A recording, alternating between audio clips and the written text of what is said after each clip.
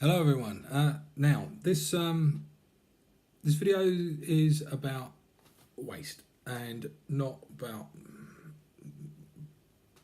the practicality. It's how the system's been implemented. So this is plumbing waste specifically because we unbelievable amount of cardboard, radiators, yada. So what do you do to collect it, stream it, and dispose of it correctly, and without ending up getting buried under it?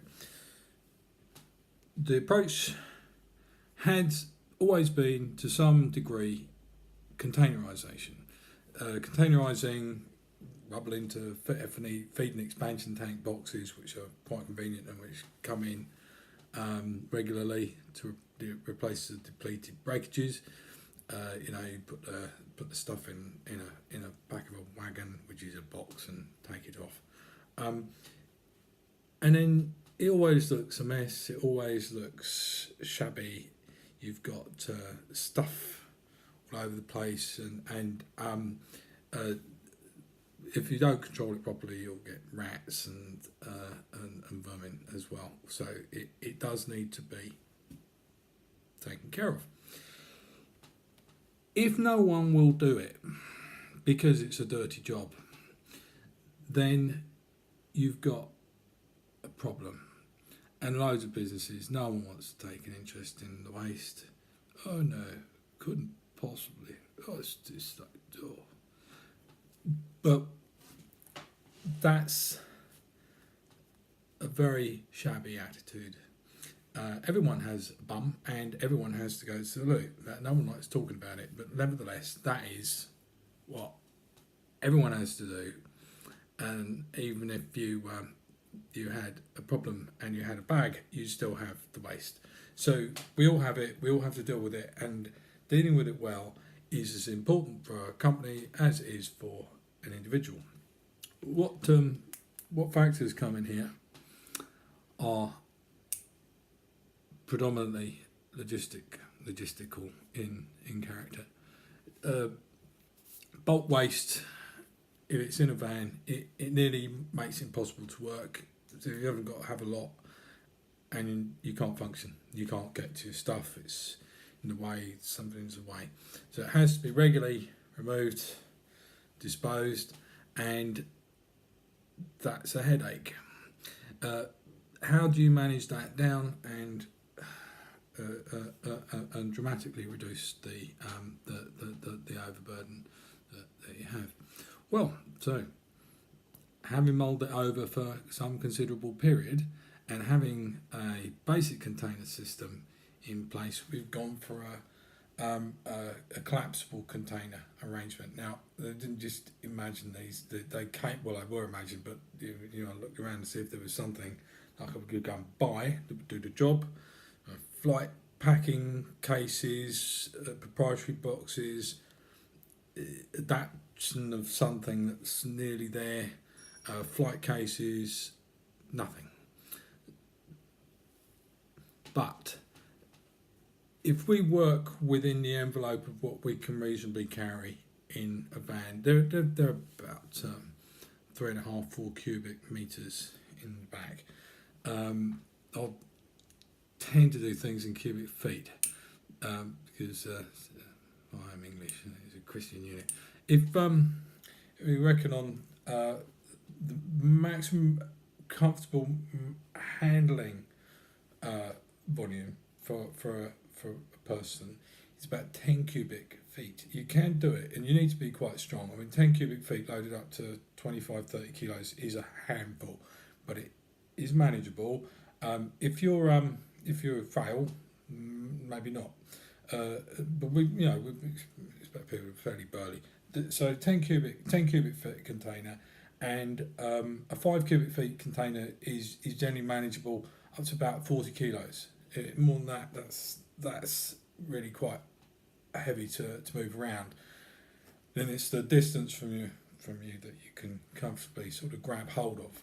So it gives you roughly half a metre on a side box, and we draw that out So if we draw our box here, we'll just put this up. So we've got a box, 1/2 metre by about 1 metre, and that's our minimum manageable container. That is about 100 cubic feet. 10 cubic feet. So that size of box, you can get 8 of them in a van, and you can still get some space for tools, but that'll, on a standard box van, you'll get 8 of those in. That'll give you 80 cubic feet of storage. It doesn't sound a lot in comparison with, say, the company's trailer, which is double that. Actually, it's about 160 cubic feet. But when you pack a smaller container, so you put in your plastic, polystyrene, plastic bags, insulation, it all goes in there, compacts down, and you get a much higher compaction, and also better sorting, because you're not going to put heavy materials in there, which sometimes you wouldn't worry you put them in a box trailer or a box van.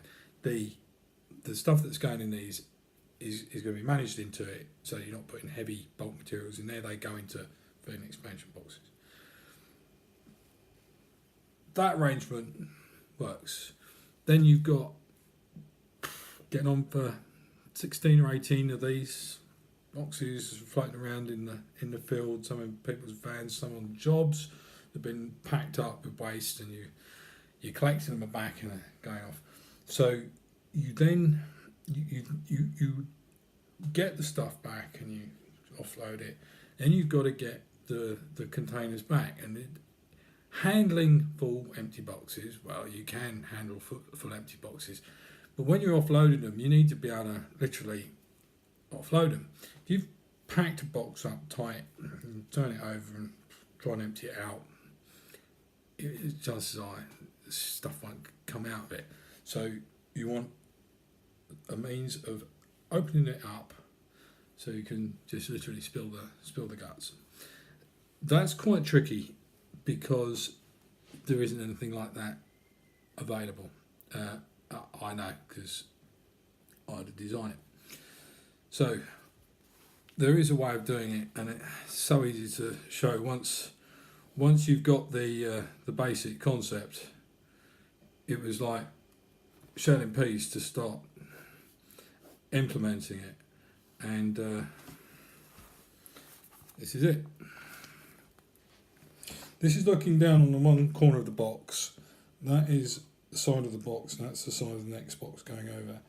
And let in there is an aluminium channel, which is fixed on this panel, which interlocks the panel on the next. So you can imagine these running round. You've got 4 sides, so you've got 4 of these. And then this is a turf strap, which has got a lever on it, and you just ratchet up, and that will pull the whole thing up tight. And I wasn't sure it would be robust enough, but it is. It's very robust. So 2 straps is enough on a metre high box. So there we are. There's your metre. Strap round there, strap round there, and then the bottom is literally just sits in there.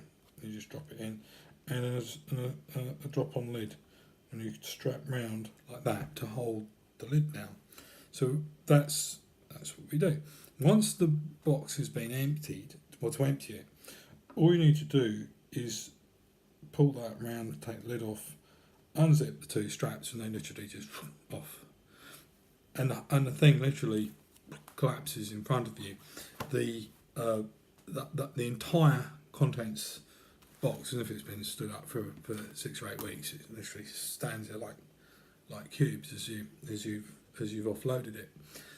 This arrangement is our go forward waste management system, but that's for the logistics of handling, and doesn't cover the storage.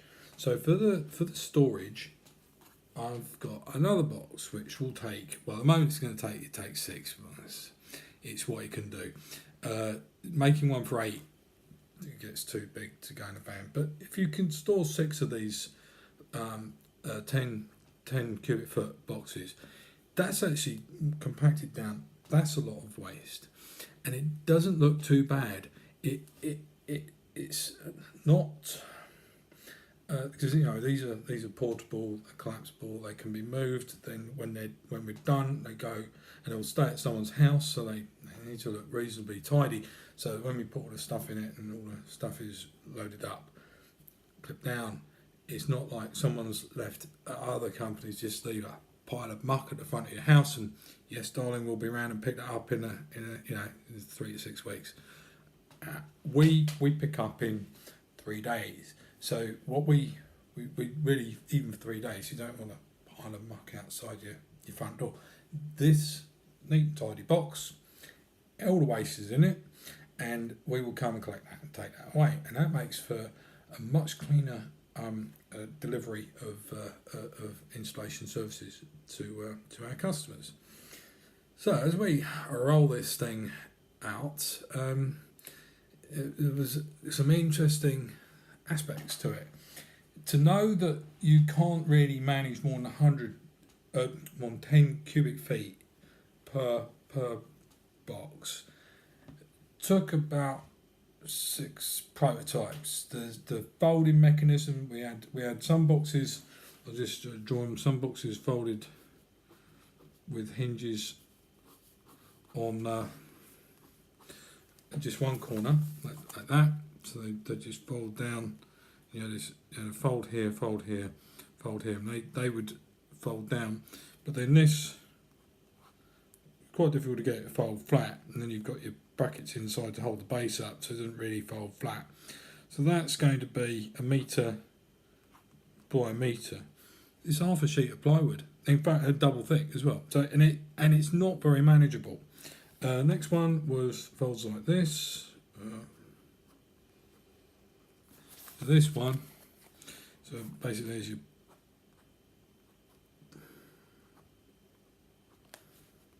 you got your hinges here, here, here, here, here, and here, and yeah, it does fold flat.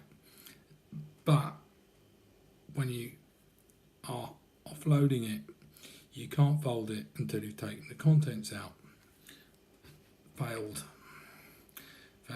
badly. It looks great and neat and that, no good. So then we got some half-height boxes, which are basically just cubes, which are 5 cubic feet, half a metre on the side. These are okay, but not, they're like for the smaller jobbing things. And then we've got the standard container, which is the go forward waste platform. There is the smaller boxes also work quite well for day-to-day cardboard, so you haven't got it all over your van. It's all in that box and kind of offload it. So it's been an interesting 6 months project actually putting this together. We're not quite there yet. I'd say 70% there. I've got about another 6 containers to construct, and we'll be. And there are ongoing repairs that I have to make. But we're just about there or thereabouts, and we've got this waste container system up and running and implemented. It works well, and it makes us look really tidy. We haven't actually done anything with our social media about it, the Twitter and things, because it's not. But I think on YouTube there might be some interest. It might even get a view. We'll see. All right, that's it for now. When we do the next, when I get it all container up, I might do one showing that in action, and possibly one on the how the thing is collapsing, how the boxes collapse. All right. Appreciate any feedback.